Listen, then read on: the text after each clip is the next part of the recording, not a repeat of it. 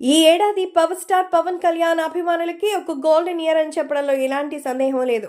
పవన్ కళ్యాణ్ అభిమానులైనందుకు వాళ్ళు పొందినటువంటి గొప్ప అనుభూతి ఏ హీరో అభిమాని కూడా పొంది ఉండరు. ఎన్నో ఒడిదుడుకుల మధ్య జనసేన పార్టీని స్థాపించి 10 ఏళ్లు పవర్ లేకపోయినా కేవలం తన క్రేజ్తోనూ చరిష్మాతోనూ నెట్టుకొచ్చారు పవన్ కళ్యాణ్. 2024లో జరిగిన సార్వత్రిక ఎన్నికల్లో ఆయన కష్టపడి కట్టినటువంటి కూటమి రాష్ట్ర రాజకీయాలనే కాదు, దేశ రాజకీయాలని కూడా మార్చేస్తుంది. ఆంధ్రప్రదేశ్లో కూటమి ప్రభుత్వం, కేంద్రంలో ఎన్డీఏ ప్రభుత్వం ఏర్పాటు కావడానికి ముఖ్య కారణం పవన్ కళ్యాణ్ కట్టిన కూటమే. అంతేకాకుండా పోటీ చేసిన అన్ని స్థానాల్లోనూ గెలుపొందినటువంటి ఏకైక భారతీయ ప్రాంతీయ పార్టీగా జనసేన పార్టీ నిలిచింది. ఇక గెలిచిన తర్వాత ఉప ముఖ్యమంత్రిగా చేస్తున్న ఆయన పనితీరు వేరే లెవెల్లో ఉంది. కేవలం ఆంధ్రప్రదేశ్ లో మాత్రమే కాకుండా ఢిల్లీ రాజకీయాల్లో కూడా Pawan Kalyan centre of the attraction గా నిలిచారు. అందుకే పవన్ కళ్యాణ్ ఈ ఏడాది ప్రపంచవ్యాప్తంగా ఎక్కువగా చర్చించుకోబడ్డ సెలబ్రిటీగా గూగుల్ వరల్డ్ వైడ్ ట్రెండ్స్ లో 2వ స్థానంలో ఉన్నారు.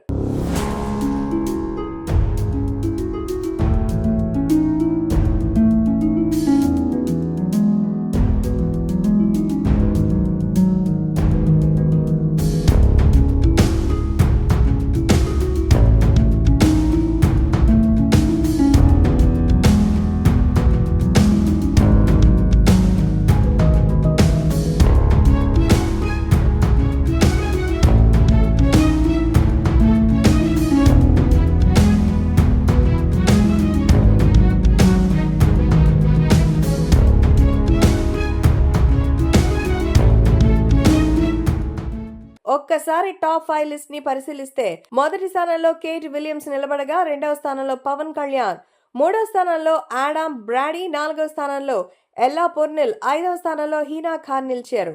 ఇంతమంది హాలీవుడ్ నటుల మధ్య మన తెలుగోడు కనిపిస్తుంటే ఎంతో అందంగా ఉంది కదా. ఇప్పటి వరకు తెలుగోళ్ళు కాదు, కనీసం ఒక ఇండియన్ సెలబ్రిటీ కూడా గూగుల్ వరల్డ్ వైడ్ ట్రెండ్స్ లో కొనసాగలేదు.